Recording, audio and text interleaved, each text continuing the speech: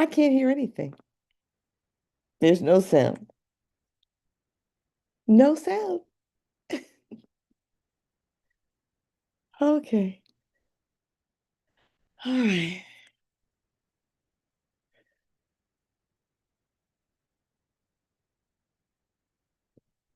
Nothing, nothing. Okay, I'm gonna log out and come back in because I can't hear anything.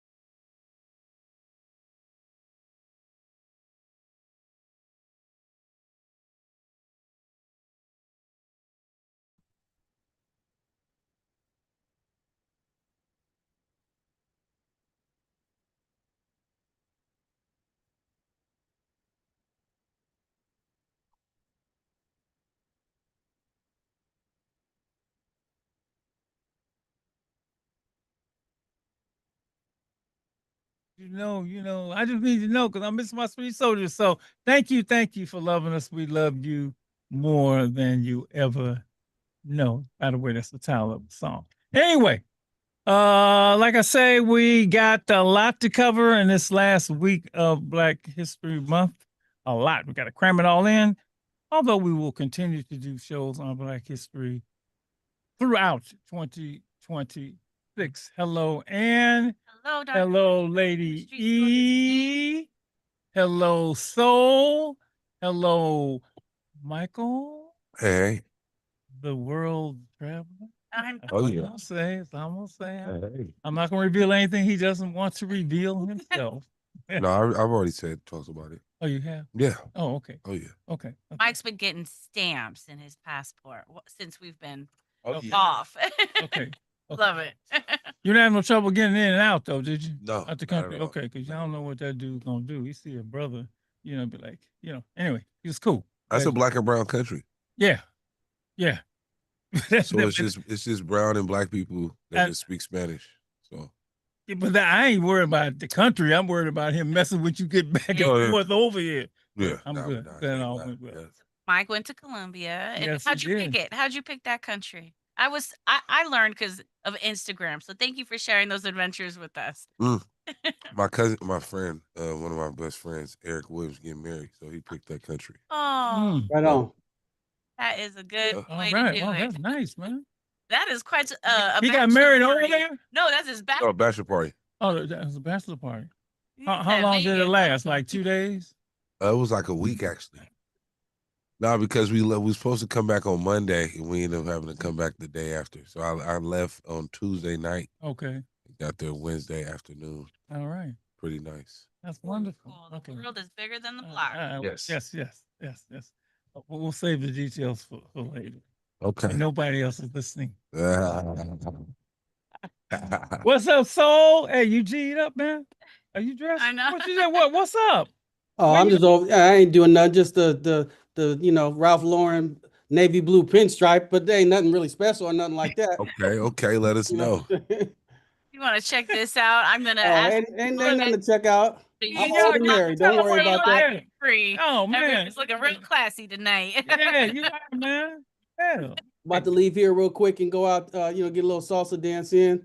Got to celebrate passing of one of the legends this weekend. Great Puerto Rican singer, trombonist Willie Colon. So I'm gonna go out and get the little groove on for a little bit. That's it. Why What's up, not? family? Hello, Miss Jackson, and everybody listening. What's up, y'all? Hello. All right, man. Again, I need to report on that too. Salsa Mhm. dancing, Colombia. Lady E, how you doing? I'm all right now that I'm all connected and can hear. Hey, lady, your hair looking fresh.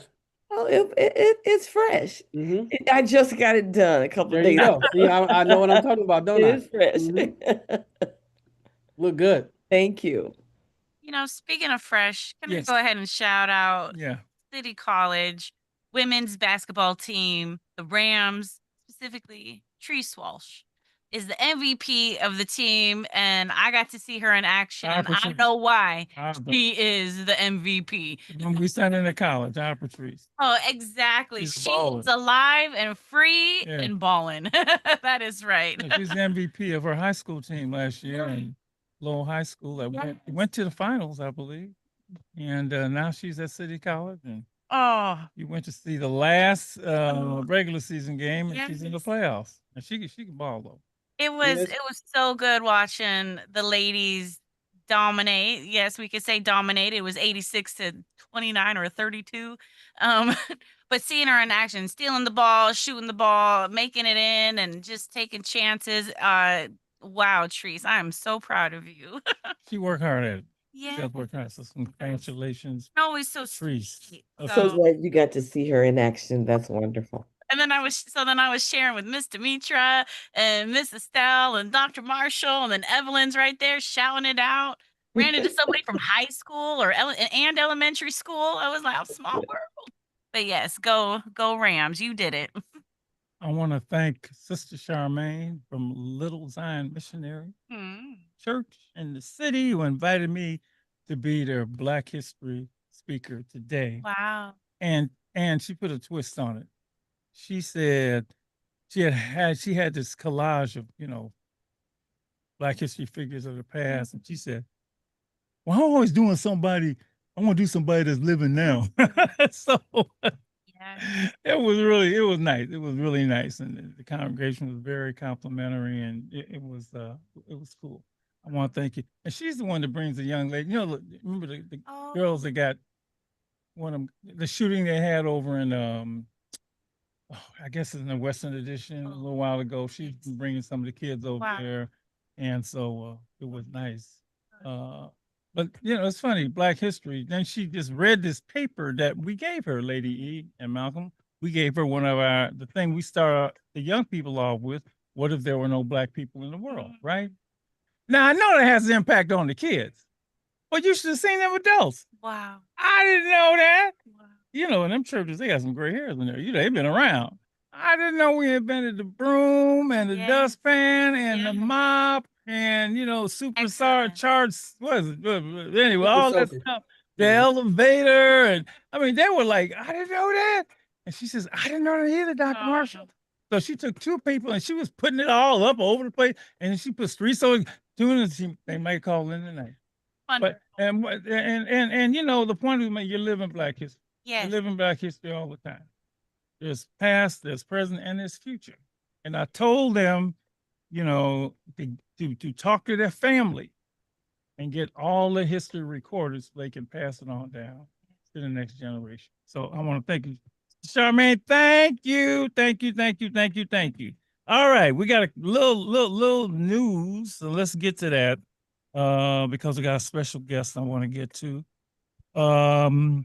And let's start with this day in history. Well, yeah, on February 21st, actually, civil rights activist Malcolm X was assassinated in 1965 while speaking with his organization of Afro-American Unity at the Audubon Ballroom in Washington Heights, New York. And we all know who Malcolm is, I think. And if you don't, you should look it up. There's no greater influence on my life other than Malcolm X, and those of you who know me know that he is at the top of the list. So much so that number one son, his name Malcolm. By the way, he's doing a pretty good job of living up to his name. He's doing a pretty good job. Malcolm, and we will talk about Malcolm. We was talking about his birthday in May when we talk about you want things to change. We talk about Malcolm. We'll do it then. A couple of other news stories. Hey, Doc, let me just say, it's sad every year that day comes around February 21st, but everybody listen, do yourself a favor and just go to YouTube. And if you're not familiar, if you haven't listened to Malcolm X speak, let that just sit there and let that let that fill your spirit, because that brother will get you hyped. Let me tell you. We're going to talk about a little bit later on people that have moved you. We're gonna talk about that. Let's see. You're gonna talk about Alyssa Liu. We're gonna talk about that before we go on to our guest. Hey, that was cool. She was doing her thing. Yeah. Gold medalist. Olympic gold medalist Alyssa Liu, is that the way you said it? Return to Oakland will now be much, much sweeter. Oh. Historic ice cream parlor Fenton's Creamery announced Thursday on social media that the store is offering the 20-year-old figure skater ice cream for life. Oh, hell, Oh, I'll go win an event. Ice cream Hey, for life. Come on now. Fenton's for life. Come on now. For life. Oh, Lord. Okay, in the wake of her Winter Games triumph, Liu, it's okay. okay, Lou, became the first American to win an individual figure skating gold medal in 24 years with a captivating free skate performance to Donna Summers, MacArthur Park. She is an unapologetic Bay Area kid whose Olympic journey. See, I didn't know this. This is great. At the Oakland Ice Center, which I didn't know where it is. Yes. While she grew up in Richmond, her favorite restaurants are in Oakland's Chinatown. She still stays at 2 ice rinks in San Francisco, and said once said her ideal California day would end with a movie at the Piedmont Theater, Fenton's neighbor a block away. That's really nice. But in case it wasn't clear to the international audience who since fallen in love with her, she gave multiple shout outs to Oakland Yes. while in Milan for the winter game. It's a beautiful Gold spirit. medalist. Mm-hmm. Best Maybe in the we can get- world. Maybe we can get on Street Soldier. How cool would that be? Okay, maybe she get too big that fast. No, she's Oh, no, but that's she's the from the thing. town. She's She's probably so humble yeah, she's and from the like town. Okay. she just showed so much joy Yep. with her passion of ice skating. Yep. She was real artsy with it, with her hair. And like they said, unapologetic. She loved her outfit and embraced that. We'll and see what we can get. yeah, Maybe I can get some of that ice cream. oh, Hey, Doc, if I was her, the first day I got back, I'd have an ice cream sundae on Monday, a banana split on Tuesday. I would have my whole week planned out. At least for 2 weeks. For life. She, one of the best, let me you tell know, you ice something. cream She shop keep getting on around. ice cream. She gonna be figure skate. She need to give that some away like Well, that's that. why I said you can only do so much now. That's Yeah. right. right, You got right, to start to, right. yeah. Okay. The other very, very important story, Jesse Jackson, Yeah. charismatic champion of civil rights, dies at 84. Reverend Jackson, whose impassioned oratory and populist vision of a rainbow coalition of the poor and forgotten made him the nation's most influential Black figure. In the years between the civil rights crusades of Dr. Martin Luther King Jr. and the election of Barack Obama, died at his home on Tuesday in Chicago. He was 84. And I did the whole Wikipedia thing and picked it out, and I was gonna read this, but actually Malcolm, what you wrote was really nice. So I'm gonna just deal with that. And then we have somebody special talk about the life of Reverend Jackson. Let me just see. He ran for but now I gotta say this. This is why history is so important. He ran for president twice. Mhm. He ran for president twice in 1984 and 1988. Initially viewed as a fringe candidate, he finished third for the Democratic nomination behind former Vice President Walter Mondale and Senator Gary Hart.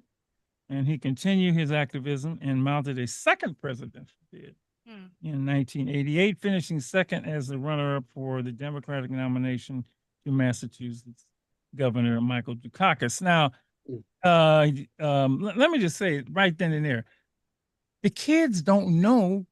They know the name Jesse Jackson, but they didn't know he ran for president twice. They didn't know. Mhm. They didn't know. And this is pretty, present day history, right? And of course, then I had to tell them about Shirley Chisholm. But again, it's all about preserving history, letting people know. Jesse Jackson was an icon. Tributes have been pouring in. I thought of who can I get to say a few words about Reverend Jackson. I did not want a politician. And then I found my old friend who was, I think, she's always on. She's I think she's there. I think she's She's there. there. She's there. To say a few words about Reverend Jackson, because I mean, I met him, I knew him. He happened to be my fraternity brother. So, but I don't know, like this young lady knows him. So, welcome, Regina Jackson. Regina Jackson, welcome, welcome, welcome. Thank you for spending some time with us. Before, if you don't know who Regina Jackson is, and you should, living history, history. A long time CEO of EOYDC, East Oakland Youth Development Center. But more important, as important, she's got her name on a street Wow. in Oakland, Regina Jackson Way. And let me add, the only father-daughter duo I know. Dad's got a name, street named after him, also in the city of Oakland. So That's amazing. it's my buddy, long time. Thank you for being here, Regina. Thank you and for having me. I know, and you know, it's funny because I thought about you. I waited a few days. I hit you up and I said, because I know you know what do you want to say? I'll just let you start talking about Jesse Jackson. What you know about it? So I think that you asked me to speak because I have both a personal and professional relationship with him. Absolutely. And so what I'll try and do is just kind of speak into some vignettes for those who are actually interested in service, for those who are interested in volunteering. My relationship with Reverend Jackson started when I was 21 years old. Mhm. I had just graduated from UC Berkeley with a political science degree. And in 1984, the Democratic National Convention was in San Francisco, and I wanted to be a part of it. And so I signed up to be a volunteer. And the first 2 days, they had me guarding a room to make sure that the right people came in and the wrong ones didn't. Mm. And then on day 3, someone called down and said they needed a babysitter for little Jackie. So day 3, I reported to the suite, and every day after that, such that when Reverend Jackson gave the speech, Mm. and I know he did a marvelous job in 88, but nobody had heard him the way we got to hear him in 84. Yeah. And so by the time he gave that speech, I was sitting with the family. I mean, just a crazy experience not having known him the week earlier. But the seeds that get planted, the things that you get to watch and hear, just all really, really brilliant. And during that time, I met his sons. I later started dating Jesse Jr., so it was closer to the family. And in 19, you know what, I'm not going to give dates because I'm going to be wrong. But I was about 25 and I was a part of the National Forum for Black Public Administrators. My biggest mentors were city managers, and so I was a part of that movement. And the annual conference was in Chicago. And somehow I ended up being in the car to go get Reverend Jackson and drive him to the conference. Wow. And something that he taught me in that moment that I have never, ever forgotten. He said, Regina, what do you think they want to hear from me?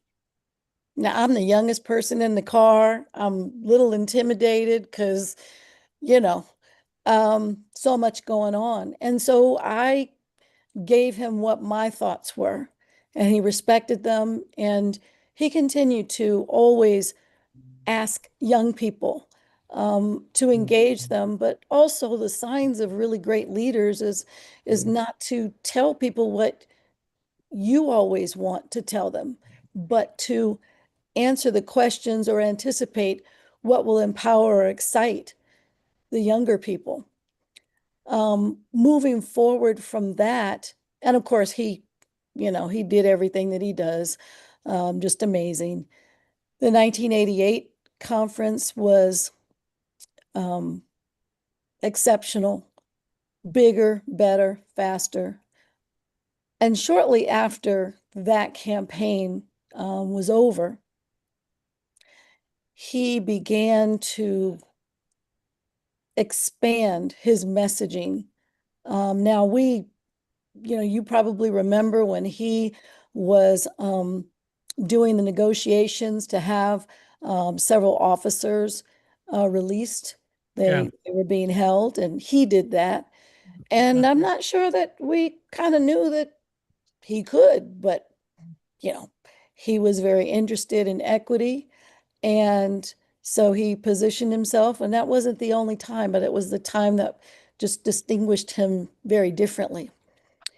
I remember one thing that he would always say. He would always come back to the 1964 Civil Rights Amendment. And he said, we got to make sure that we keep that in play. And I remember thinking, well, it's already a law, so why do you have to protect it? And of course, now we're learning why. Yep. But moving forward from that, Reverend Jackson, I mean, I feel like he was a national and international figure, but then he was going deeper. He created a Bay Area Rainbow Coalition. His travels would continue to bring him out to the Bay Area, and he would meet with folks, Amos Brown, just all the people, right? He would meet at the East Oakland Youth Development Center. He created scholarship programs, not just for the kids in Chicago, but for also the kids in the Bay Area, and I imagine nationwide.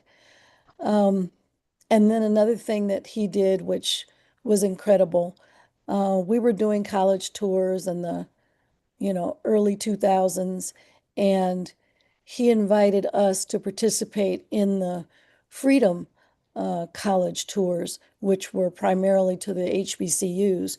We would fly into Chicago, and then I would put my kids on the bus, and the amazing experiences that they had, again, coming from the Bay Area, was why approximately 20% of our kids started going to HBCUs. To expand on that, Reverend turned his sights to Wall Street and Silicon Valley. He was diagnosing the challenge for Wall Street and Silicon Valley as it related to no Black presence.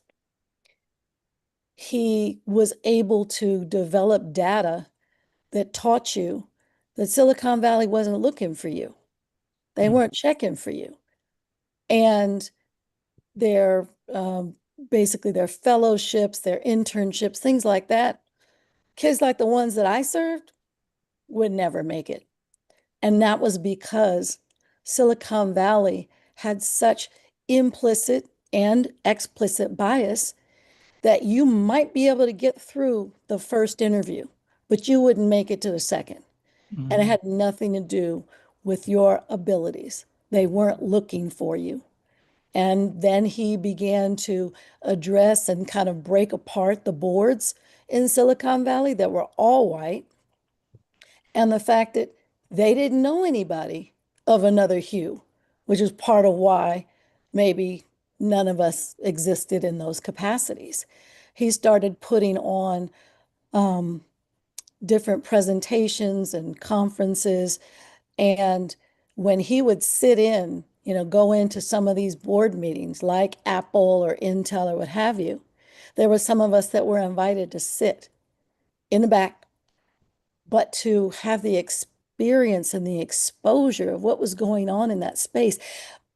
Reverend Jackson was just so brilliant. He was, and his mind was always working so fast that he was able to develop relationships with a lot of those CEOs and actually open doors for nonprofits like my own to get funding.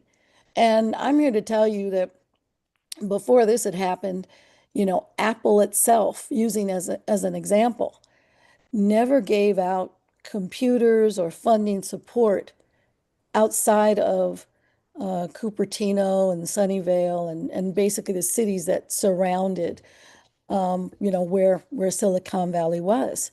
And so literally in 2015, when I was expanding and renovating our campus, Apple gave us an Apple Lab, first one they'd ever done outside of their geographic presence. And then shortly thereafter, they gave us a big grant. And they just kept, as the relationships kept going, they continued to evolve because they wanted to know more and they recognized that they needed to do more. Mm. In 2018, based upon some of the really exceptional partnership that Intel was doing under Rosalind Hudnell, we decided that we needed to, one, upgrade our computer lab, and who better to name it after but Reverend Jackson. So it was Wow. called the Reverend Jackson and Intel Computer Lab. That's And nice. he was there to dedicate it, and so was Rosalind Hudnell. I think it was her last day in her position with Intel. So it was really, really exceptional. And Reverend was very, very active, very humble, very all the things that you knew him to be. It was very much a familial kind of experience. He was engaging with the kids, and he had done several other kind of like living room conversations at EOIDC over the years. Going backwards a little bit, again on the personal tip, I remember my ex-husband Najee wanted to play at Montreux because all of the big jazz people were there, but he had no idea how to, go, right? So we were still dealing with encyclopedias, no Google, no nothing. And so I planned a trip to stay in the host hotel. And once we arrived, I sat in the lobby for about 30 minutes, just kind of people watching. I mean, Montreux in Switzerland. I had been to Switzerland before, but, just kind of taking it all in. And I saw Reverend, and he said, Gina, what are you doing here? And I said, well, my husband at the time wants to play Montreux. And I just figured we needed to come out and see what was going on to figure that all out. And so he said, well, did he bring a sax? And I said, yeah. He said, I got it. He said, I'm hosting Sunday gospel night. We can put him on with the Winans. Wow. And I just couldn't believe it. I was like, I am here and I've accomplished my goal in 30 minutes because Reverend was trying to figure out how to help, which is basically what he did, period.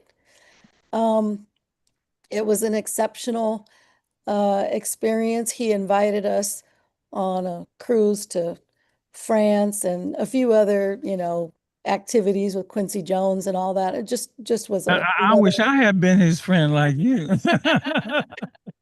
well, Oh, and again, Lord. it's one of those things where, Reverend got a chance to see me, Yep. in action.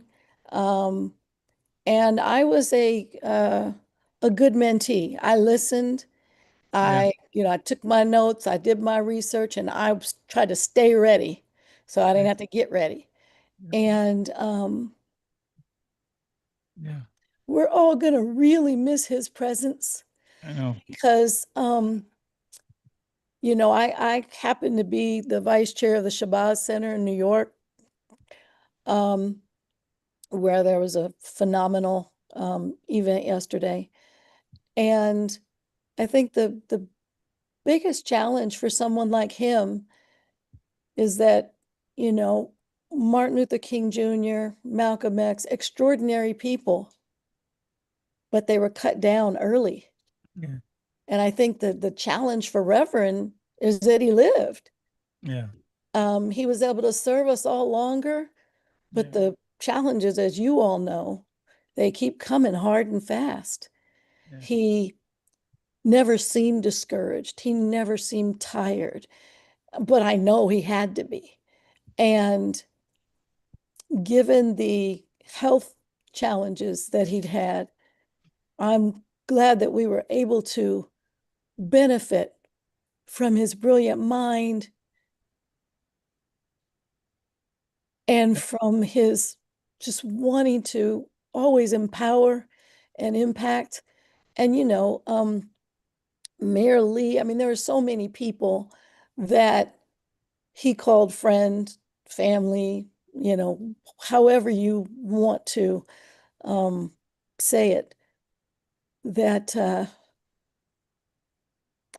it's just going to be really hard. I mean, Andrew Young is doing some wonderful interviews here, and but in terms of taking a look at the old guard, they Reverend, he spoke stronger, he lasted longer, and he always kept this mantra of, really respecting um respecting our ethnicity and all that is hair and our culture and all. He focused on they call them the 3 E's. So it was ethnic, ethical, and excellent. And I think we are all better for it.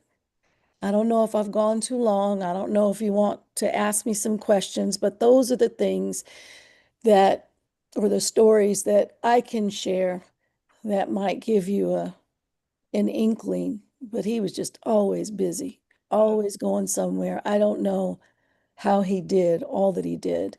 And certainly his kids, his wife, there's no loss like this for them. Even when you know it's coming, you're still not prepared. Thank you so much for that. That's why I wanted to that personal insight on Reverend Jackson. I mean, many of us have seen a photo of him on the balcony of the Lorraine Motel. My understanding is that he was in a parking lot when he heard the shots, and he went up on the balcony, and there's a famous photo of him with Dr. King at the shooting. And a larger population certainly remembers, if those of us around this. I am somebody. In fact, I saw a little vignette of him talking to kids. It was on YouTube, and he was, I may be in that, but I am somebody. I am somebody. That was his, that one, and then keep hope alive. Keep hope alive.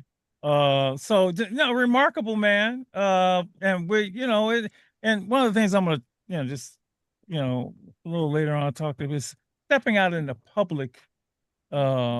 It's like you said, following 2 assassinations, you don't know what's going to happen, but he did. We are grateful for him.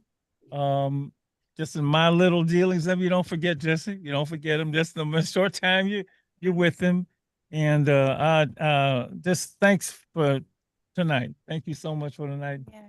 Being with Thank us. you for sharing, Ms. Jackson, with us and with our audience. It was really important. Thank you. Thank you. And Dr. Marshall, I appreciate you asking me to speak. Everybody's putting their pictures up with Reverend. I still don't really have words to post, so I've just kind of been in this, mourning scenario, and I don't know if I will post, but thank you for allowing me to share, my thoughts, my experiences. He gave me so many more opportunities than I had ever considered. Yeah. Yeah. Hey, some things can't be captured in a post. Yeah. Look, that's real talk. And I've been saying for the last few years that I was just going to practice on being present, Thank you. So that's what I'm doing. But when the presence brings you, I mean, I exalt him, I will celebrate his life, but there's a degree of sadness because there won't be any more opportunities to be in his presence. And And so I'm working through that.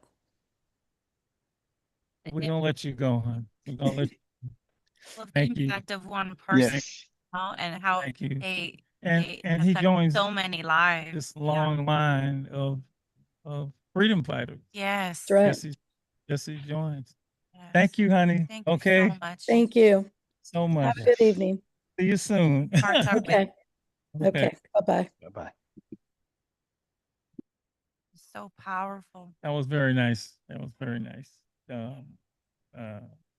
Yeah, you got more about Reverend Jackson than the headlines of that. This knowing somebody personally is a little bit different. Well, And- and learning how he really helped people, it wasn't just talk or show. This was real. Yeah, just incredible to hear that from her. And that mantra of I am somebody, that's Jesse, I am somebody, I am somebody. And he got those kids saying that and keep hope alive, keep hope alive. It made me think, and I meant that about stepping into the public. We've had folks like that, you want to call them freedom fighters. That's what I'll call them. I know Jack White uses that term a lot. Who asked for whatever reason, maybe didn't ask for it, but ended up being in the public eye. And I was just wondering, as we wrap up this Black History Month with our listeners and our callers. I want to celebrate those that actually at that level, because that's a different, all eyeballs on you, the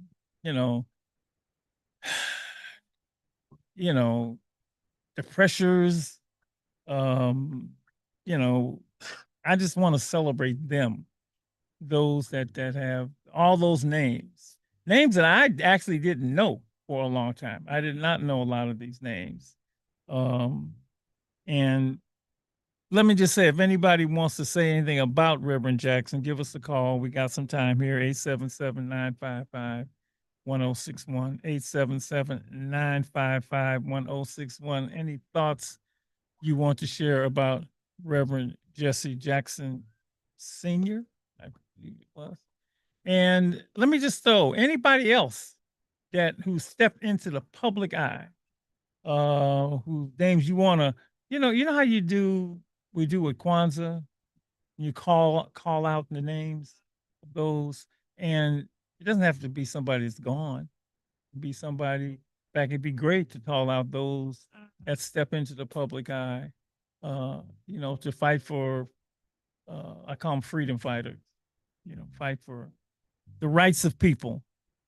Let's celebrate them. Let's call them out, because that's a different level when you're at that. Not that it's better. It's just what they it's the scrutiny is a little bit different. 877-955-1061 if you want to say something about Reverend Jackson or call out someone who has stepped out into the public. And I didn't know a lot of names before I learned my history. The name I knew coming up was Martin Luther King, right? And then as I went further, for me, my whole it's because of the era I'm in. I call it the 3 M's: Malcolm, Martin, and Medgar Evers, right? But I read a book, me and that reading, read a book called Before the Mayflower, and man, I learned names of all of those who have fought for freedom that I had no idea about. And, I celebrate them. I want to put their names out there. I mean, there's there's obviously the books and the readings and all that, but the people, it works through people. I remember the first time I learned about Sojourner Truth, Ain't I a Woman? I was like, whoa, whoa.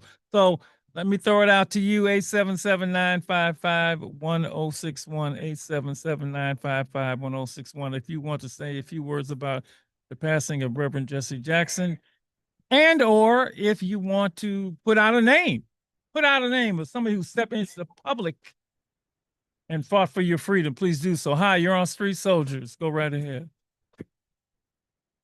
Hey, Hey, so it was a great man and great man, and as a Latino white guy, he inspired me. Yeah. It's interesting how he talked about hope. He mentioned hope, keep hope alive, and President Obama made that book, The Audacity of Hope. yeah. So hope is very powerful thing, and I could hope that there will be more hours for KMEO Street Soldiers. For God's sake, what's going on, man? We're here, bro. We're here. And thank you for loving More on hours. us. We need more hours. Thank you for loving on us, man. Thank you for your words about Jesse. 877-955-1061. Who do you want to salute? That was particularly a public figure or a name. Now the names are rushing towards me. Yeah. They're running at me. Good. George Jackson. A lot of people know George Jackson. Fred Hampton. Oh my God. Certainly in the Bear, we have Huey and Bobby. You knew Bobby Seale. Yeah. There's so many people, freedom fighters, that have stepped up and were public figures and had to endure many times. Paul Robeson. Oh my God. Yeah. Well, I'm I gonna say just Willie want to. Mays because right now the Willie Mays scholarship is open, and he's giving back to young people with the gift of education. So I just wanted to put that out there right now. The Willie Mays scholars and Willie Mays, like, because of yeah. Lady E, you want to say something? Yeah, if I may, I want to just back up to Regina Mm, and the gift she gave all the listeners today, okay. because many young people today don't really know who he is. Yeah.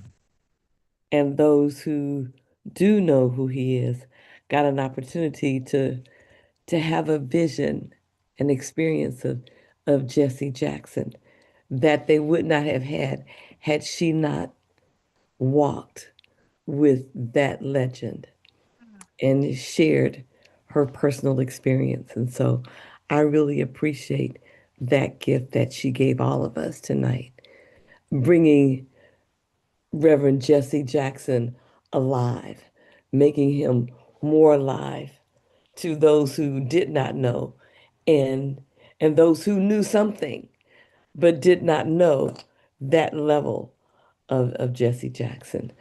I know that on Instagram, yes, I was checking out Instagram, they have a video of him and the different stages of his life and his experiences being out in the public eye and all I don't know if it's all the thing, but the many things he did, the many positions that he was in. And it was beautifully done because from each stage to the next, he would look to the right or to the left, whichever direction. He would look and he would like look to see that next stage and then the next stage, the next stage. It was very well done. And I think that regretfully, I haven't seen enough of that recognition and that appreciation for who he was, who he is, and what he did and the impact that he had on all of us. Lady, when you have that kind of calling, and Reverend Jackson certainly had that calling. A lot goes with that. You gotta see that calling through everything. The good times, the tough times, the bad times, the high times, the low times, and keep moving forward. And for what, freedom fighters, especially for the people, you're gonna get slammed. You're gonna get doubted. You're going to get challenged. Just running for president, running for president twice is amazing. And I remember that very, very clearly. I remember the speeches that he made in 84 and 88. Paved the way. Yeah. So, yeah. The one that stood out to me was the bringing home the hostages. Yeah. What? Nobody could do that but you. I remember that. Nobody could go into those areas and bring him out but him. It was Wow. just, yeah. So yeah, I really appreciate her bringing him to life in a different way. So yeah, so thanks again to Regina and her vulnerability. Yeah, that was powerful and meaningful. One of those many figures, freedom fighters in the struggle for justice and equality. 877-955-1061. If you want to say anything about Reverend Jackson, please do so. And if you want to shout out the name of someone else,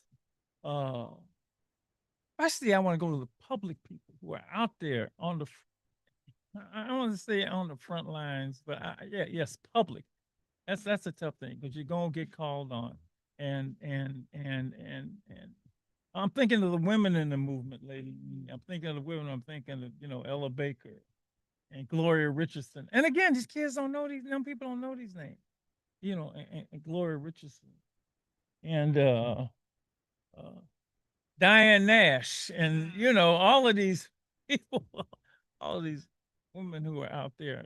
For me, Fannie Lou Hamer. Oh my God. I think of the authors. I think books are really powerful, and I love that with Alive and Free and Street Soldiers and just everybody within the community. Like you really talk about books and how important they are. And so I think about Isabel Wilkerson and how she was Yeah. able to really help people see and understand when we're looking at the warmth of other suns. We're looking at Pass the book. Caste, Yep. like the 13th Amendment, Right. all of that, just making things make sense, calling out history. His journalism can be, a dangerous profession, When they messing with journalists. yeah. Yes, yes, yes. Mike, I'm curious, is there anybody for you who has stood out publicly, past, present, that you want to Nicole Hannah here. yeah, Um, put their name out there? yeah, Michael, not Michael, Malcolm X, of course. Yeah. Stokely Carmichael. Stokely, Kwame Ture, absolutely. Uh, Absolutely. and Baldwin. James Oh, Baldwin. James Bald. James Baldwin. James Baldwin is brilliant.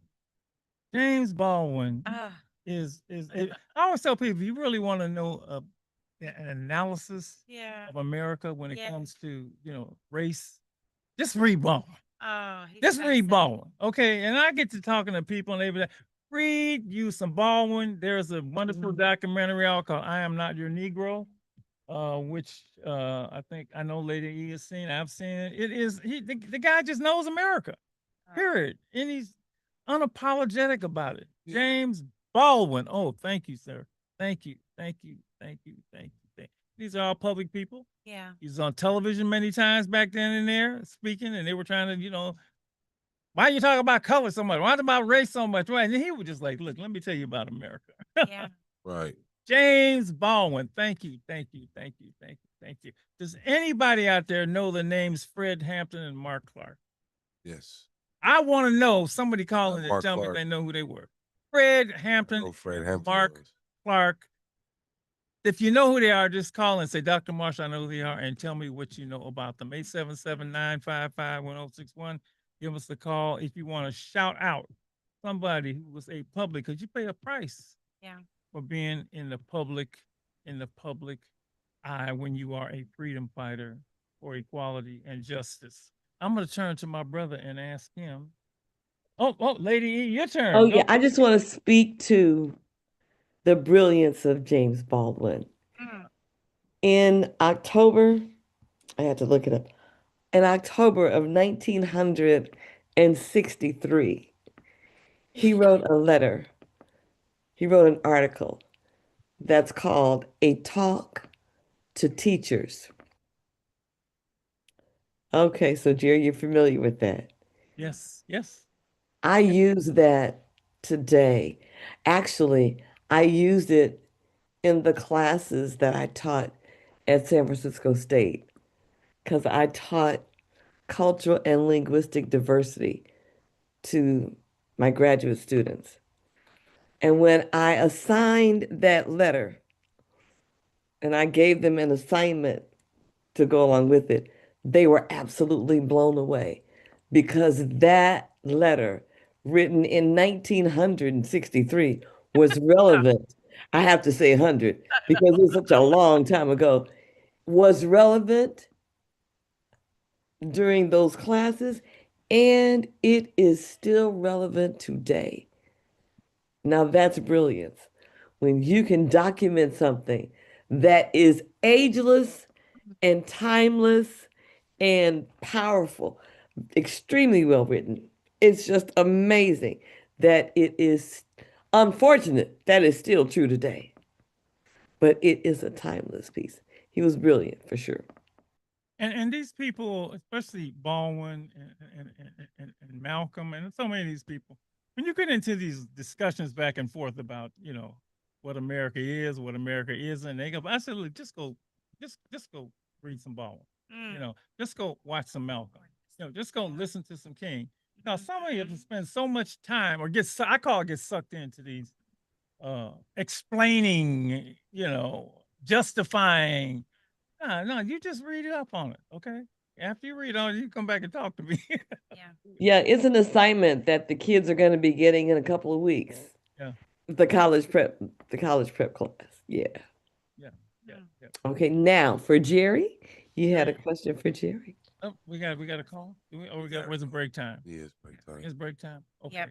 Okay. So Okay. we are not done with the conversation. We are going to continue celebrating Black History Month on Street Soldiers Radio. Go ahead and visit us at YouTube Live at Stay Alive and Free. And you can always take us on the go when you head on over to the website, stayaliveandfree.org. And let me tell you what we're going to be talking about in that second hour. We're gonna move into what's happening around Black history and Black culture in this administration. The attack on Black history and Black culture. We're going to talk about that in the next hour. Stay tuned.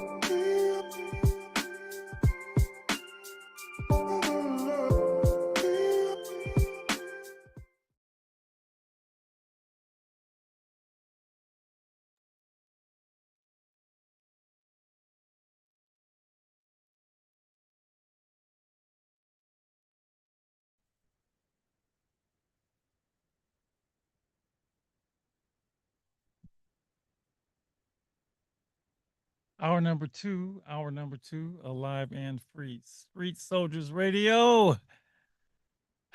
Final show of Black History Month 2026. But you know we celebrate all year. I'm gonna You get to know, that. yeah. I'm gonna get to that. I'm gonna get to that. And I Yes. think this hour will say why we should be Yes. not only celebrating but talking Yes. Black history, studying, embracing Black history all year. Want to thank Regina Jackson for her remarks the first hour about her dear friend Reverend Jesse Jackson. I know it was tough for her to do that, but we learned something about him that from a personal level that I don't think any other guest I could have got to talk about him would have been able to share. And I think that's the best thing that we could have done for our listening audience about Reverend Jackson. Like I said, I knew him, but I didn't know him like her. Wow. Got me going. It was just so special, just Yeah. so yeah. And I guess what it also sticks out to me is that these people that are our freedom fighters, Yeah. they are human. Yeah. Oh yeah. Like, Yeah. yeah, they Yeah. are human, and But there are so many memories, and right. Yeah, what a beautiful way to honor they life. have a calling and they are the calling. They're Yes. ordinary people who do end up doing extraordinary Yes. things. And not trying to do not going in saying I'm gonna do something extraordinary. Yep. It's this is what I've been called to do. Yep. We are celebrating the 100th anniversary of Black History Month. We mentioned that on the first show of the month. It was in 1926 that Carter G. Woodson began the study of Negro history life and evolved into what we now know as Black History Month, celebrated in February, coinciding with the birthdays of Abraham Lincoln and Frederick Douglass. And it's just here at number 100. It just seems like they trying to undo it all. This administration, I'm going straight to that. This administration seems as though, well, no, I don't even say seem, is making an attempt, as far as I'm concerned, to undo it all. And it's everything from are you crazy to a slap in the face to ain't no way to we haven't talked about it a lot, but it's Black History Month. And let me, even before I get into this, let me just say, everybody who's watching and listening, there's a lot of things I don't like that Trump is doing. So many that if I started now, the hour would be over. I'd still be talking. But because I'm going to focus on Black history, Black culture, because it is Black History Month, and talk about to me, just what you trying to erase is one word. Yeah. Dumb down is another word. I got all these words, right, that I'm going to use. Deny. And I'm going to thank Ann for giving me a book by my favorite author, one of my favorite authors, Anthony Browder, from the Browder File 3. And guess what? For Brother Jerry and Lady E, yours might be at your doorstep tomorrow morning. So we can really have some conversations about this. But I'm going to just read a little from the opening that Anthony Browder says. And he says, since the beginning of this year, we witnessed a relentless assault against our humanity. People who believed their livelihoods were secure have found themselves jobless overnight. The systems we thought were stable are crumbling, exposing the fragility of the illusion we've lived under for decades. These are Anthony Browder's words. And as history has shown time and time again, when America catches the cold, Black America catches pneumonia. um, and then he goes into why he says, but the election of, let's see, he's talking about Obama's election, and the racial clock was turned back by at least a century after his election. After he's elected, he says, hate that once whispered from the shadows began to shout from the mountaintops. Okay. And he has one other sentence that says, the America I knew, the imperfect but striving America of the late 20th century, no longer exists. As always, Black people remain the most vulnerable. So those are some of the words from the Browder file, a Browder perspective. This is a Browder file number 3, and he has some other things he wants to say, but he just called it out. Here's another one, and to make America great again is to make it what it once was. This is what he says. A place where Black people had no constitutional rights and where the machinery of government served only one group. This is not nostalgia. This is a blueprint for regression. Civil rights, once won through struggle and sacrifice, are now being legislated out of existence with the same precision that once wrote them into law. All right. Say how you really feel, Tony Browder. So, yeah, the book is great. The vignettes are wonderful. The story's wonderful. So after, I went and pulled a little article here, and I'm going to have this discussion with Lady E, you, and welcome, Jerry Marshall. Welcome, welcome, welcome, welcome. How are you, my brother? I am well, and thank you for having me back. I definitely appreciate it. Before we get into this, is there anything that you want to say about Reverend Jackson or that first hour before I didn't give you a chance? It's interesting because I live in Greenville, South Carolina, where he was born. Wow. Oh, wow. And just this past weekend, we were doing at the church, we were doing a live museum. So they asked me to come up because I always share the story of my mother being in the 6 AAA. And this year I actually did a display, but I broke it into 3 different areas. I did a little book display about if you read one of these books, your consciousness will rise. And I explained all the books that were there. The other section was a Black Facts History quiz. They had to take a quiz. Then we had to talk about what you know and what you didn't know and why.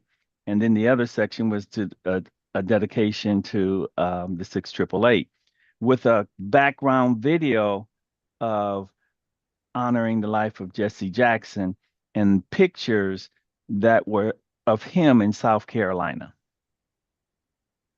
So that's how we honored my frat brother. That's nice.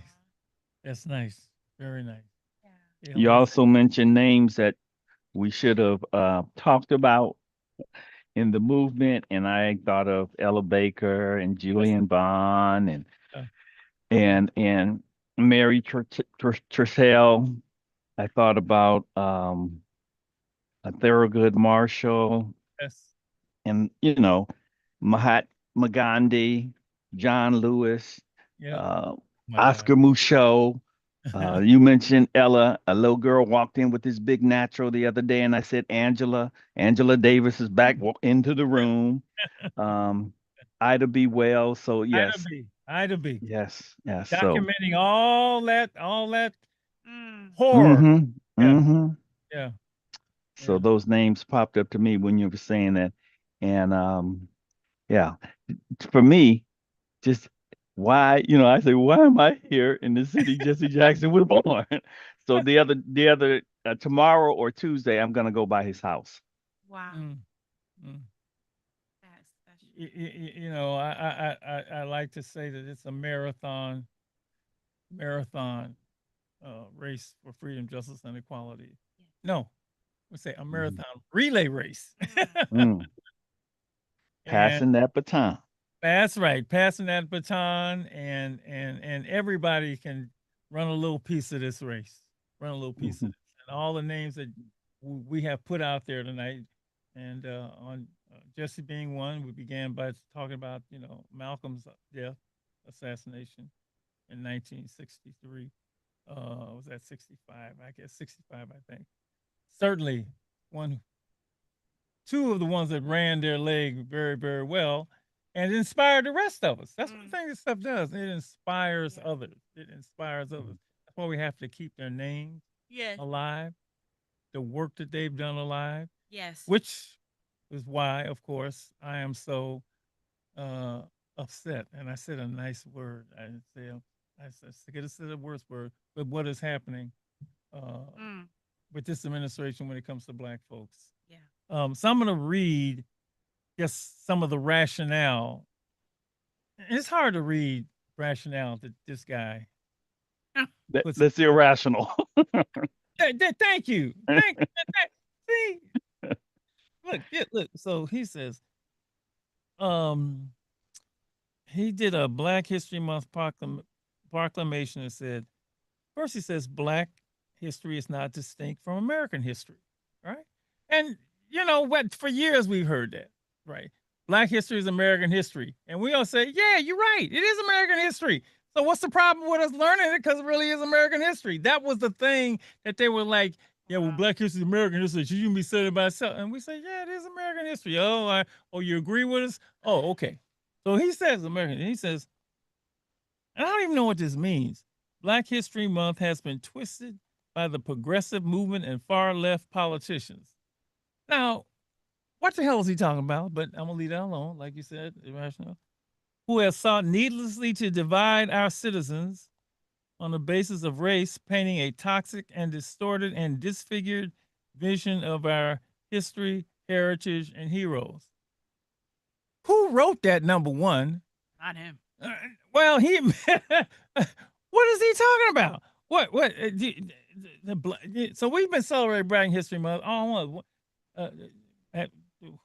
Nobody's twisted this. We just looked up the facts.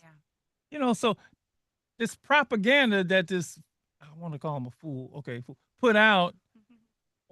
What are you saying? Seriously? But like you said, Malcolm, it's irrational. I mean, I'm sorry, Jerry, it's irrational. See, and then it's somehow telling the truth is divisive. I don't get that either. So I have made up my own. Well, I go back. I made up my own thing for Mr. Trump. Okay. So since starting his second term, he has sought to reshape the government's portrayal of Black history. And I got a whole bunch of little examples here. He has issued executive orders curtailing the government's use of diversity, equity, and inclusion. Since then, federal agencies have taken a number of steps to remove historical information portrayed through the lens of race. I don't get how is it portrayed through the lens of race? It's either a Black person did it or a white person did it. So it's not, nobody's portraying a lens. That's, anyway, let me leave it alone, okay? Some have subsequently been reversed, modified, or blocked in court. It remains unclear. Okay, so that's a little bit more. What else can I say? So he wrote this executive order. Now here's another one. Jerry, are you ready for one more? Yeah. That goes through the mind. He calls it restoring truth and sanity. Now I'm gonna have the truth. Restoring truth. How can you restore truth? Anyway, truth is okay. It makes you go crazy trying to figure out what he's.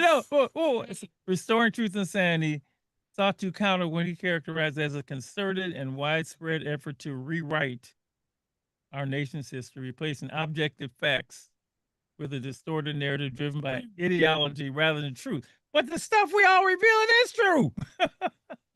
Everything we're talking about is true. So how can truth, wait a minute, be distorted by truth? I mean, who writes this stuff?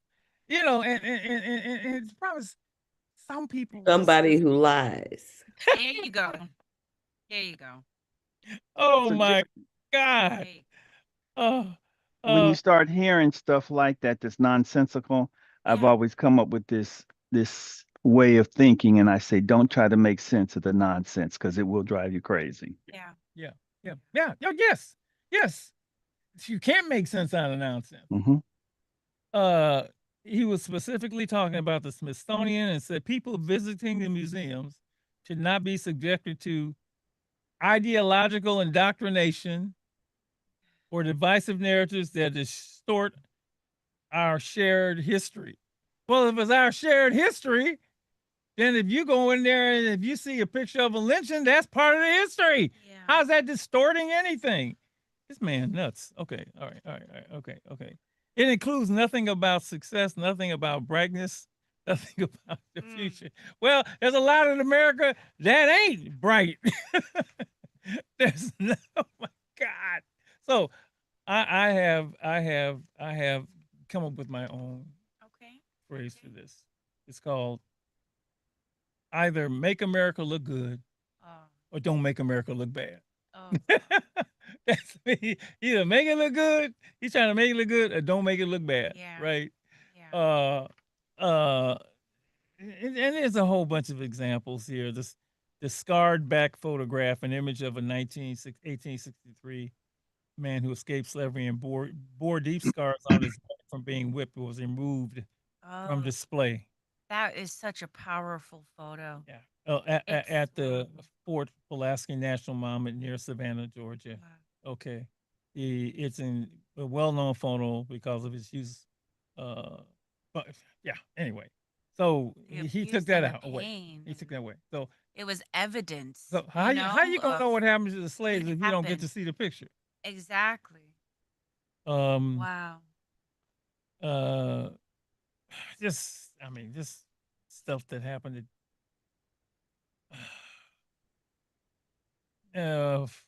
This is following a multinational park, your National Park Service review.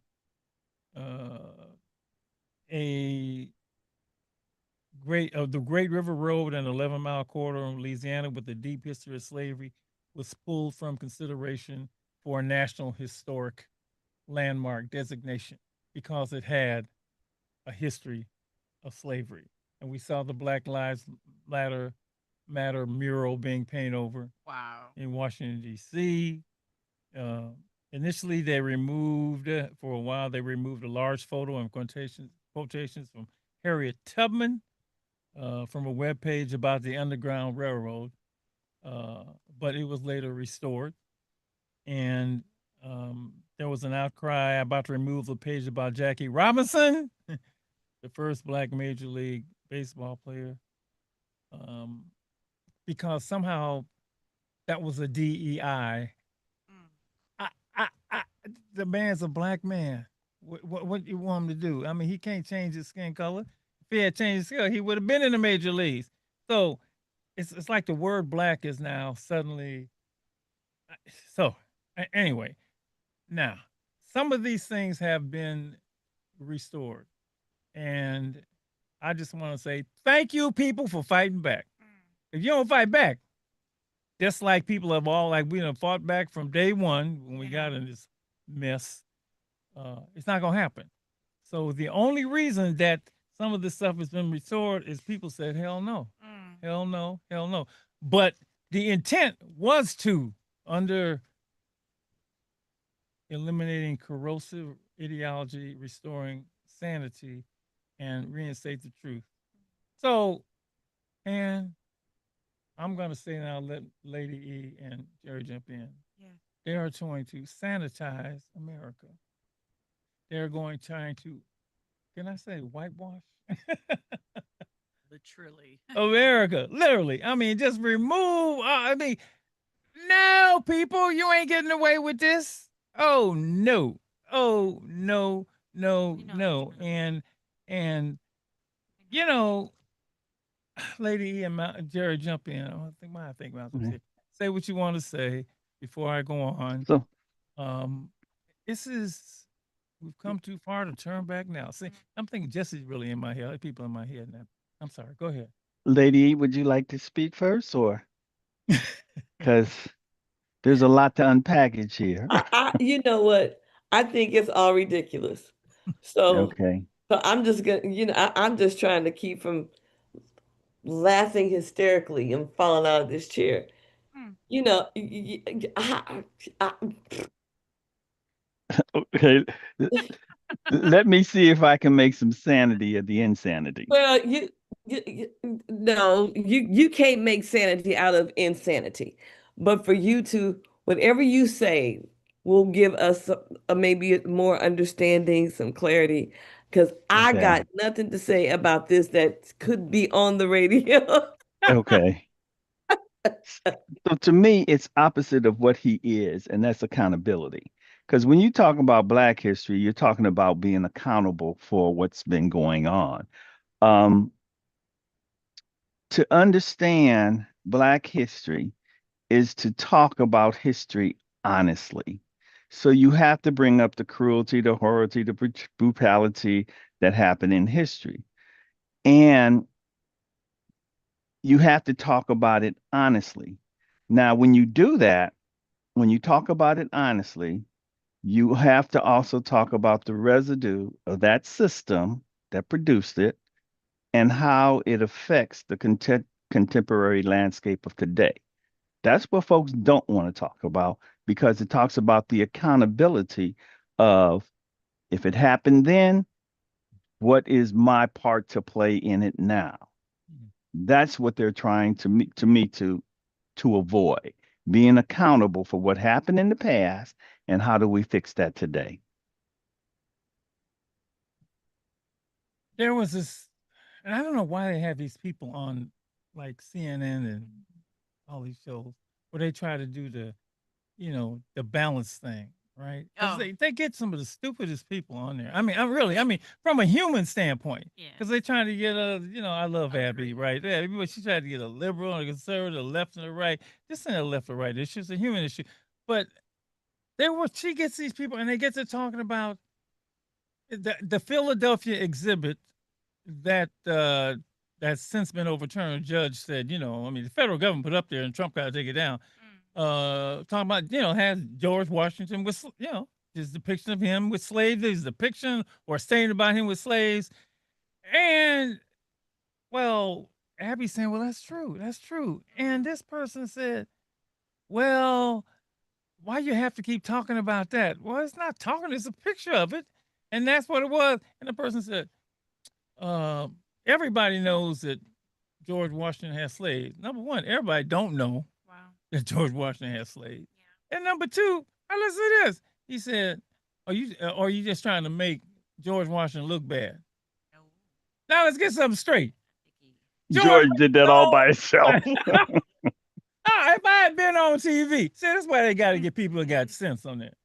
No, he made his own ASS look bad. Okay, ain't nobody made him look bad. You did that, and we see it, and we might have made you look bad by something you did. I mean, the fact that you would even could say that with any kind of get that out your mouth, and see, of course, I would have said, man, how stupid can you be?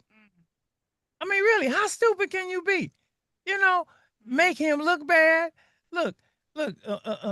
This is American history, and if it looks bad, it's because Americans made it look bad.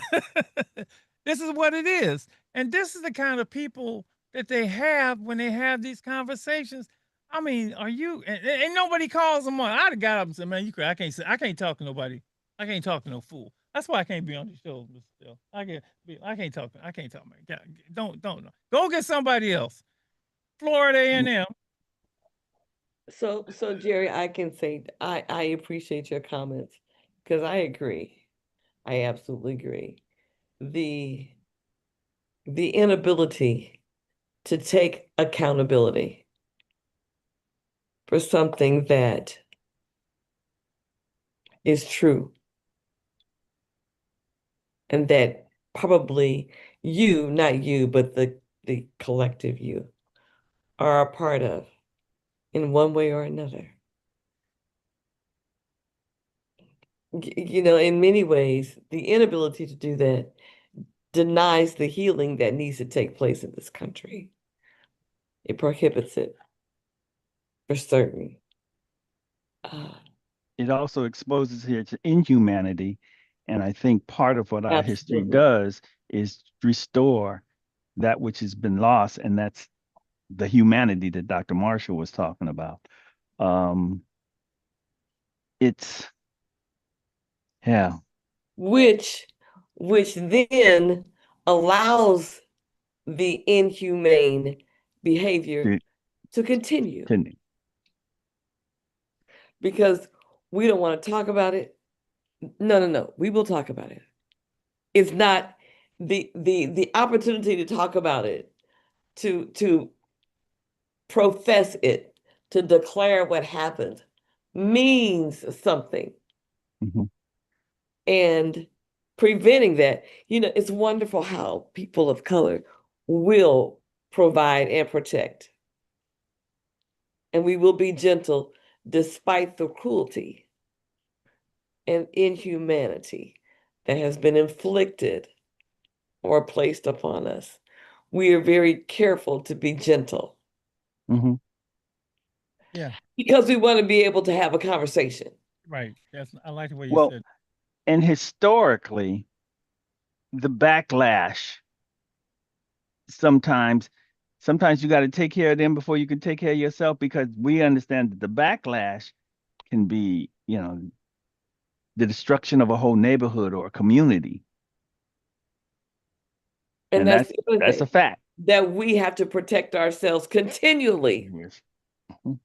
continually, even while there shouldn't be a need to protect, but yes, because there is still a seat of power that is ruled by destruction, Mm-hmm. denial, fear. Mm-hmm. So I think one of our keys to success has always been knowing who we are and definitely knowing who they are Well, we in order must. for us to succeed. It's Yes. imperative that you know Hmm. where you are and I learned this. I who learned you're this dealing about with. definitely. It may save your life and somebody else's life. Oh my The other goodness. day, I learned something about George Washington because you brought that up, Joseph. But he's a lawyer, right?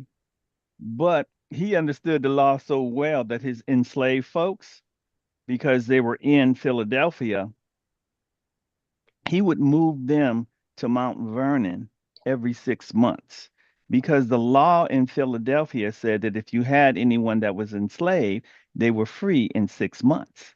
So he would write to his other lawyers and say, how can I get around this law? And they wrote back to him and said, well, just shift them to Mount Vernon, because then they won't be under your law in Philadelphia. Now, Any means necessary. if We are going to be in control, in power, inhumane mhm.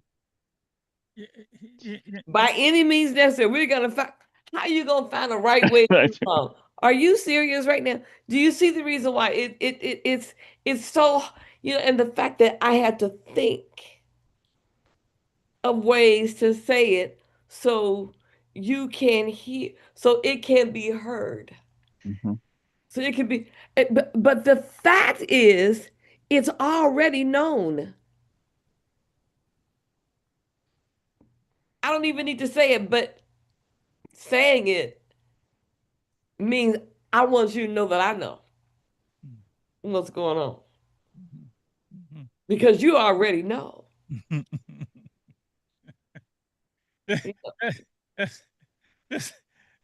That's why, really, it takes a lot to oppress people. It takes a lot. It takes a lot. Oh, it's like it takes a lot to lie. And you got to come up with Mhm. another lie to cover that lie, to cover that lie, to cover that lie. And you find you sound more and more crazy as you keep going. That's why this stuff Instead of sounds use so the crazy. brilliance for good. Mm. It's why it sounds so crazy. What are you talking about? What? And because you can't, you got to cover that bit of idiocy with some more idiocy. Like when they first came up with alternative fact. What are you talking about? What are you talking about? And you get further and further out there, and he said that somebody's trying to. This is maybe in your state, Lady E. I remember I saw something about Texas I shouldn't say that. She just lived there. Okay. But it's like we all live in America. If they were describing slaves as workers, not as slaves, and that slavery as a job training program. Now, yeah, what, y'all hell us. I mean, really. So, and then I get people that tell me, well, you know, slavery was everybody's had slaves, and you know, wait. Ain't had no slavery like that. And then do I want to try to explain to this fool? But so then I just say, let me give you a book, let me give you the scripture, because everybody ain't had slavery like this. And so just to minimize, they minimize everything. Or like, why you trip? Why you what? You know the consequence? This what I say, make America look good. But don't make America look bad. I mean, the lengths you have to go to, and it's interesting because there's been 2 times, Lady and Jerry, that Black America has sort of made a big leap forward. 2 times. I mean, it's been individual, you know, movement. And of course, a whole lot of pushback. The first was after the Civil War and Reconstruction. When we liked it, man, they let us loose, and man, we like, oh, let me show what we could do. And if you read about Reconstruction, and maybe it's what 10, 20 years max. I mean, just Black folks showing out. I mean, you know, businesses and government and seats. I mean, like, look, what's that old James Brown record? No one up the door and I'll let it down. I don't want nobody to give me no one up the door. I do it myself. Man, I mean, we was like, okay. And the key thing was we were free now, and we got to do our thing. And there came a time when, you know, it was the Civil War, and you know, the Union had to be put back together. And it was an election, 1876, I believe, the Hayes-Tilden election. And anyway, the deal was, okay, it wasn't any real shenanigans going on as far as votes are concerned, but I think it was a closely contested electoral college or something like that. And I may be wrong, but anyway, they said, look, we'll give you you can have the election, you can have the presidency, but we need you to do something. In order to get the Union back together, we need you to take the troops out of the South, because they had been down to protect the freed Blacks. And you put that South and then leave them to us. All right. So we were collateral damage for the Union getting back together. And those gains went away in the blink of an eye, leading to the sharecropping and what Black codes, and everything else that came after that. Jim Crow. We were Jim Crow. We were like, oh man, finally we got in that. No handout. We're just doing our thing. And they said, nah. So we were collateral damage. The federal government sold us out. Period. The second time was the Civil Rights Movement. And that was a big deal. That was a big deal, you know, anti-gay civil rights laws. But this time we had the help of the federal government. The federal government, you know, under Kennedy and Johnson, put into law some safeguards, protections, so they wouldn't go backwards. So we had the help of the federal government. That was probably the only time everybody came together and said we can do something, you know, to do as much as we can to right this ship, right? And give them reparations. But they did some things like put, you know, safeguards. Shall be the Voting Rights Act and the Civil Rights Act, and you know, that kind of thing. What's so ironic now is that the federal government is trying to undo all of that. This is coming from the feds. So it's like, you know, it's just crazy. Yeah, so federal government was a buffer for us at one time, and now they have flipped the script again, and it's like telling the troops from the South, you got to move. We the collateral damage again. And they're allowing the states to they call it state rights. So now the states have the rights to do it, and there's no one to control what the states are doing. And the feds are doing it. They're rolling back Exactly. they're all that stuff. These are federal proclamations.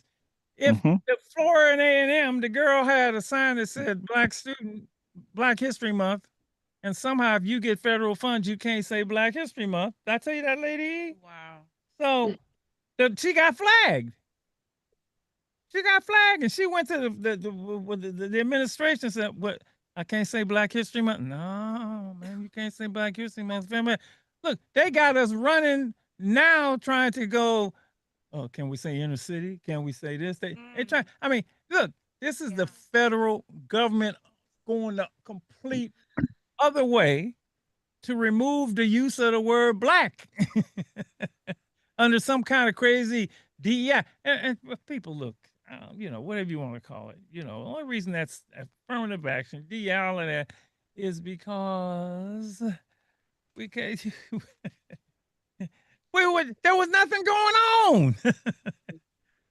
So anyway, I'm just he makes a wonderful quote here. He says, "History, as I often say, does not repeat itself, but it is recycled." I like that. Recycle. It ain't coming back exactly the same way, but it's coming back. Sort of like fashion, Skinny jeans is out, now regular stuff is coming back. In a few years it's coming back. It just gets recycled and repackaged in a different way because this country was born in this stuff. It was born in racism. It was born with an edict against Black people, right? That's the way people thought. It was written into law. It was encoded in people's minds and people's thoughts. And I said, you can change the law, but you can't change people's hearts and their minds. And so just because something is written into law doesn't change the way how they feel. And fear is the big driver of all of this. Now, I just say this, Lady and Jerry, you can jump in on this. You can't change truth though. Once truth is known, it's that's why I didn't want the slaves to read. Okay. Truth ain't going nowhere. Truth ain't going nowhere. And enough of us, and as we conclude this Black History Month, let's saying, nope, saying no, we're gonna keep reading, we're gonna keep studying, and no, we ain't having that. No, we ain't going backwards. Ain't nobody going backwards, okay? Nobody wants that. Well, some people do. Some people don't care. Some people are. Yeah. But you can't deny our humanity. You can't do it. For years we couldn't even say the word black. Now we can say black. Now you want to take that away? You out of your mind. Okay? And to say, because you don't want America to look bad, you want America to look good. And when they say we have the shared same vision, what is this same shared vision that we have? I'm gonna ask somebody that. Their vision. Well, if it's all men are created equal, fine. I share that vision. But as my mother said, or not my mother, but the women of the AAA said, we loved our country, but they didn't always love us back. Love us back. Oh, show me the love. Where is the love? Right? It's just it's just like, no. But no. You think, I don't know what you think is gonna happen, but ain't nobody going for this. Y'all picked the wrong folks. And I got this book, it ain't going nowhere. I got a document, it ain't going nowhere. The truth is the only thing that I know. The truth set us free. Yeah. It can set you free if you want to be free. Yeah. So just wanted to tell everybody as we move out of this month, keep on reading, keep on studying, learn the truth. It should make you, the fact that they want to push it out and take it away from you should make you want to know it even more.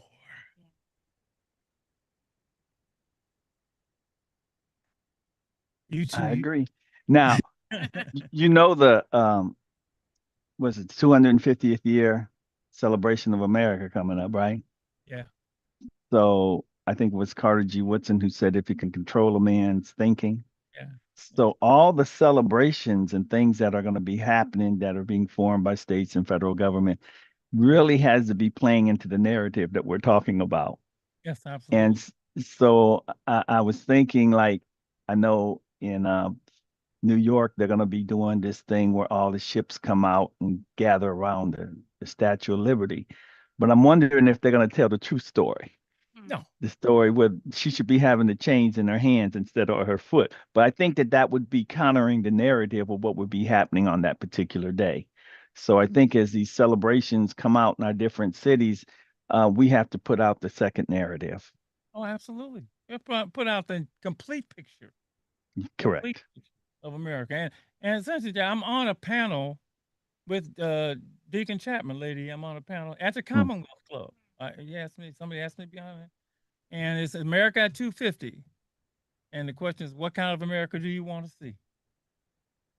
You gonna ask me? And we want to see how shared our view. And I'm asking you, what do you want to see? And it's easy for me. I'm gonna start. I just want to see what you said you was gonna do. All men are created equal. I'm gonna start there. That's what you said, right? That's all I want to see. 258 is moving forward. That's what I want to see. That has not been the case. I'll tell you why. And until I see, that what, and then I'll say, what do you want to see? And I've learned, Lady E and Jerry, I don't have these political discussions. I have human discussions. The Because all question of for this me is would based on be, humanity. what kind of America will we see? Yeah, that's true. Mm. What will we see? Yeah. Because based on your choices, what you do when you get to the polls, what you do, what are we gonna see? You want to come to the it's going to be broadcast on the internet, so you get to chime in. Isn't that something? Yeah. So yes, I like that. America at 250. It's a reckoning. It's a time to, what do you want to see? What do you want to see? I just want to see what you said you was gonna do. Mhm. Because I ain't seen it yet, and I'm seeing you trying to go back to what it was before. Can, But can I Yes. ask a question? I understand what I think we can see what they're gonna do. What do we collectively do as African people in America? What do we do? I can never deal with collective questions. I can only individuals. Okay, well then control over individually, me. Well, I agree, because individually to me raises the level of consciousness to collective action. But and I think it goes back to, what are you going to be modeling in this consciousness shift? Because things are going to shift. But what is your part? yeah, I think if I talk to people, I say truth. Know the truth, Okay. conscious, because because they're dealing with untruth. The only thing that can counter untruth is truth, right? So I would tell our folks to grab their grandmother's stories and grab their histories, and to, if they're not going to say your stories, you say your stories. And don't backpedal. So many black people, I mean, I've seen backpedal. Well, I don't mean, no, just tell them the truth. Well, how is that? It's the full picture of America. And do you want what do you, and see, I like that. What do you want? What do you want? They want whatever they want, so consciousness is the big Yes. consciousness is the big ally that we have. Consciousness and the truth is the big ally that we have, that is enabled to blunt, because eventually they want something completely, a lot of people want something completely different from you. It's going to come out sounding like this sound. Like, come on. Mm-hmm. Because they just Can't don't help know. because you say one thing, but you're doing another. You always have said all men are created equal, but you never let everybody have a share of that. So we'll see. We'll see what happens in these America at 250 conversations. I just hope that when they do these TV shows, that they get somebody. They don't get a left person, or you get somebody with some consciousness. Yeah. Some people who just want to say common human sense. That's why you got to come to Street Soldiers, because that's where you get the truth. But that's what's going on right now. And as Tony Browder says, it looks like they're trying to go back to not 1960, but 1860. Man. But that's all right because we're not going back. I'm not going back. And so, Black History Life, keep studying, keep reading, everybody, keep learning, and speak your truth. Speak the truth, and don't be ashamed of speaking the truth. What did Regina say? Jesse Jackson said, "Stay ready, Mm. so you don't have to get ready." Yeah, I like that. The word that came out that was so wonderful, unapologetically who I am, Mhm. rather than unapologetically Black, because I am Black. My experiences have been Black. My experiences have been required me to, has demanded that I stop and pray. She also mentioned, and I didn't catch all of them, but those 3 E's. I think one was ethical, and then it was excellence, and the other E I didn't get. Ethnic, Ethnic, excellence, ethical, and excellent. There you go. Mhm. Thank you. Mhm. And I always think to do things in black excellence. That's my motto. Whatever I do it in Black excellence. And I think I've told you this in a couple of minutes. Some things that just come across as absurd. I remember I think you've heard me talk. This woman asked me one time, "Why you call yourself a Black American?" I said, "Because that's what I am." And you get a question like that, and you'd be like, "Why don't you just call yourself an American?" And I think,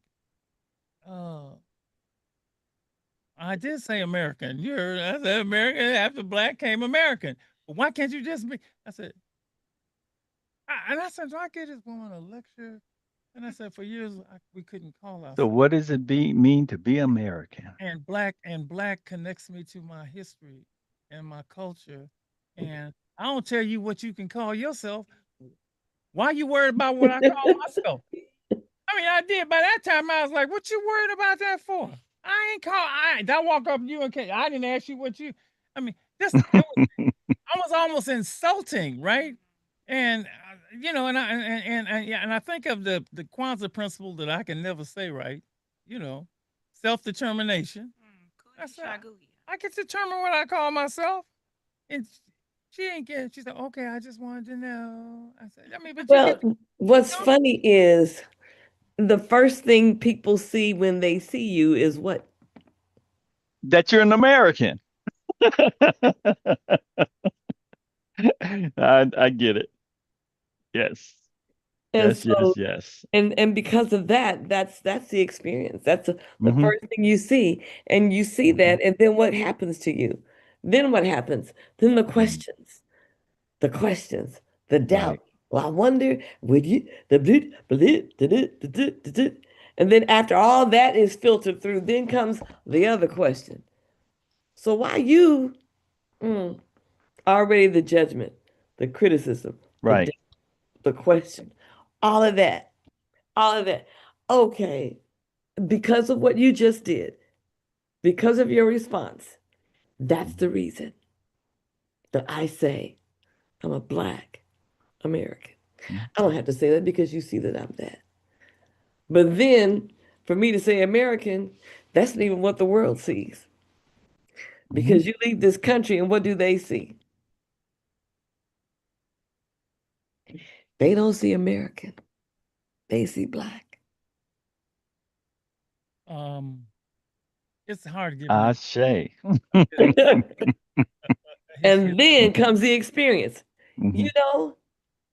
Write that down. That goes in the history book. And that's truth. Do you get and this? It's just things I get, and you probably get. Well, underneath we all bleed with us. I said, you're right. Well, then why did you write Black on everything? If we all bleed the same, then why did you write with black codes? Why did you write, colored and white fountains? Why did we all bleed? Because y'all don't even believe the stuff you're saying.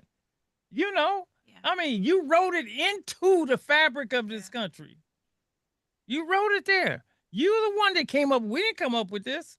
Of course, then I have to say, okay, so fine. Okay. And then the other truth is, we are still waiting for you to see a human being. Mm. That's a belief. Why can't we just be human? Why can't we all just get along? Why can't we all just tell the truth, see the truth, speak the truth, live the truth? Why not? See, that's why they don't call me and say, would you come and speak?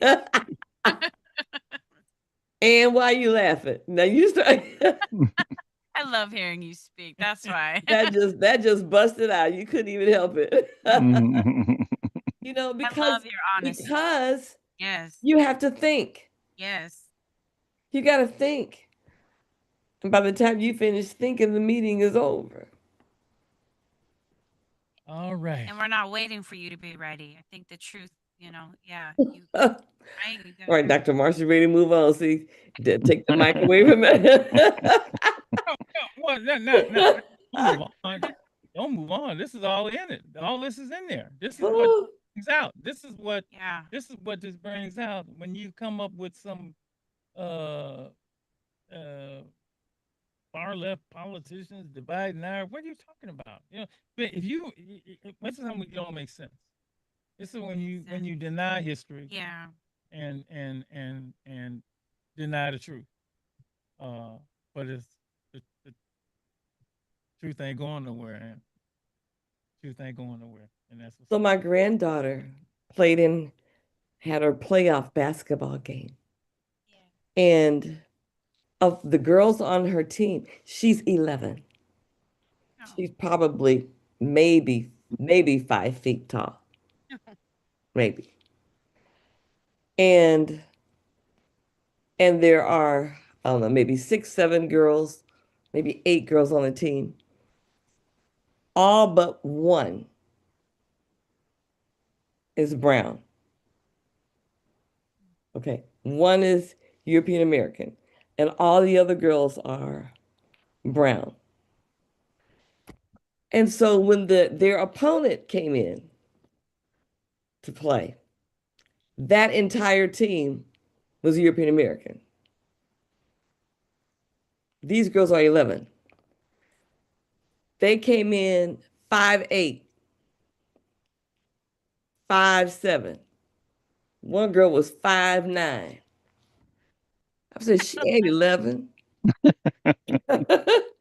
She ain't 11. No.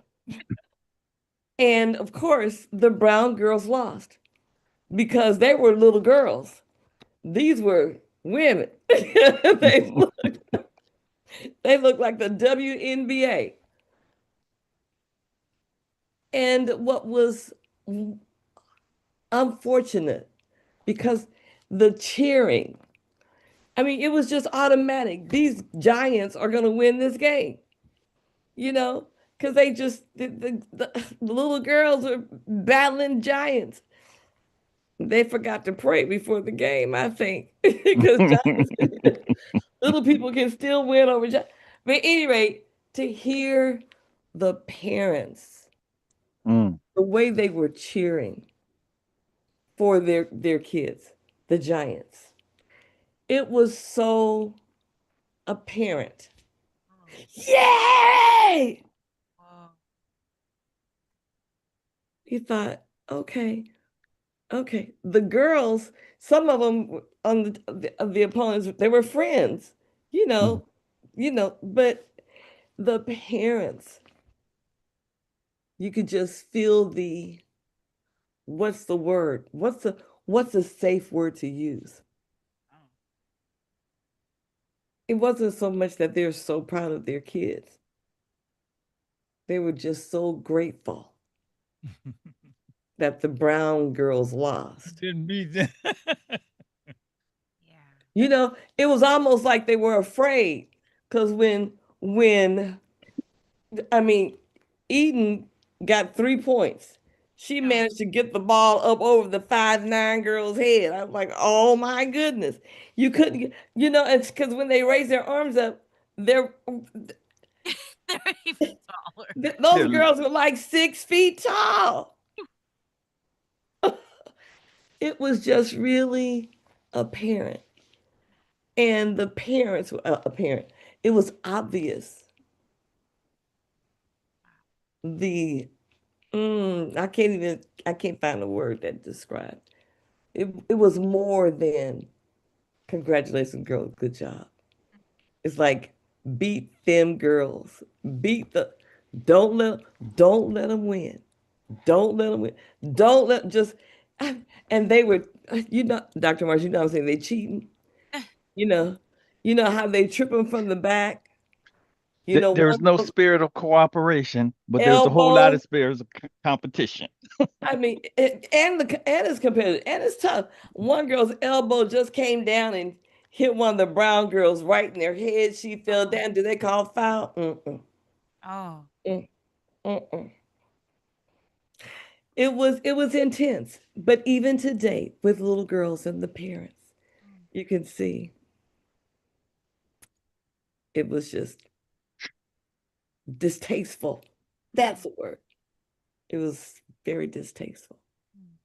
So on those things, which and you know it's a mismatch, you take off the clock, you take off all the scores, and you just let them play.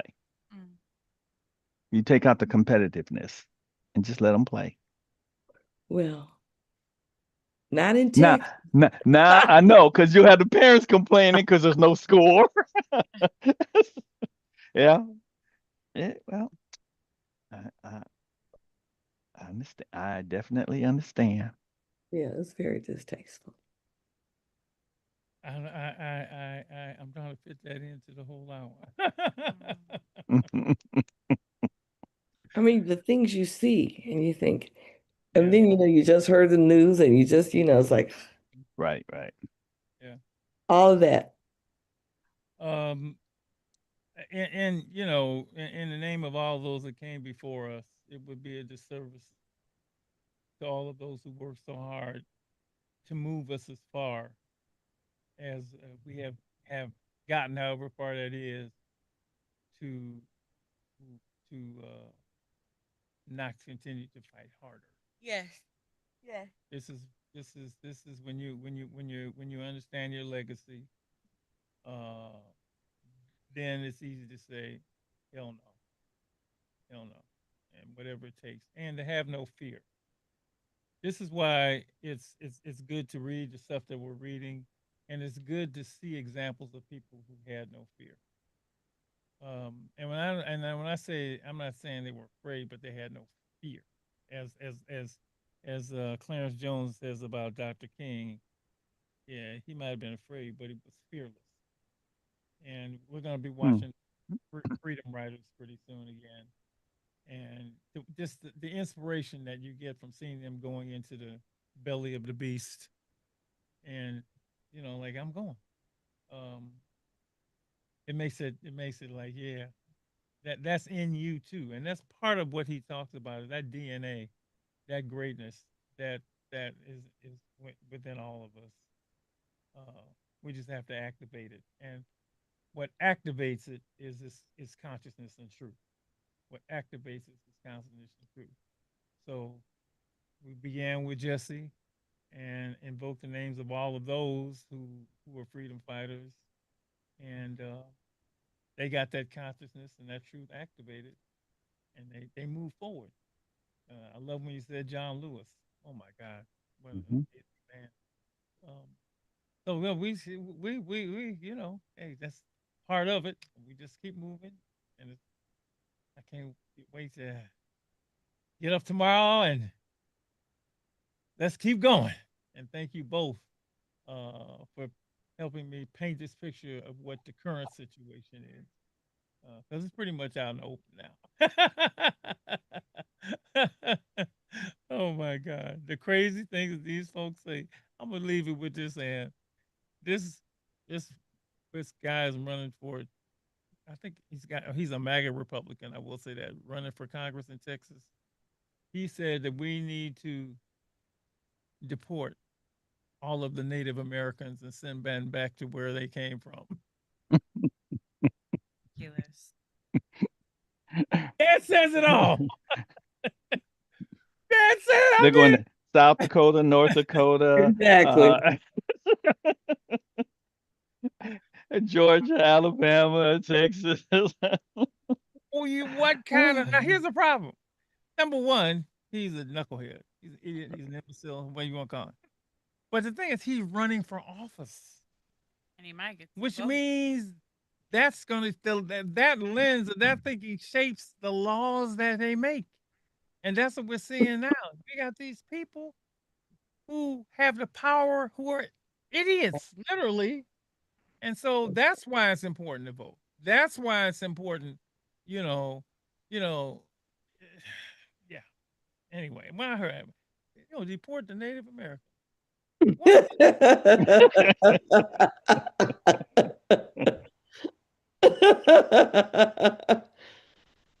That says it all, folks, as they say.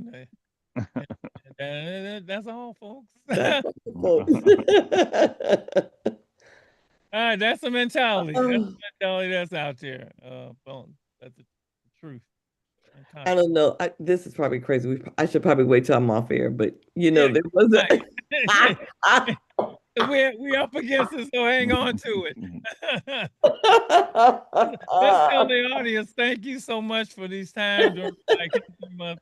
Hope you have gotten something out of this hour conversation, and certainly the previous hour talking about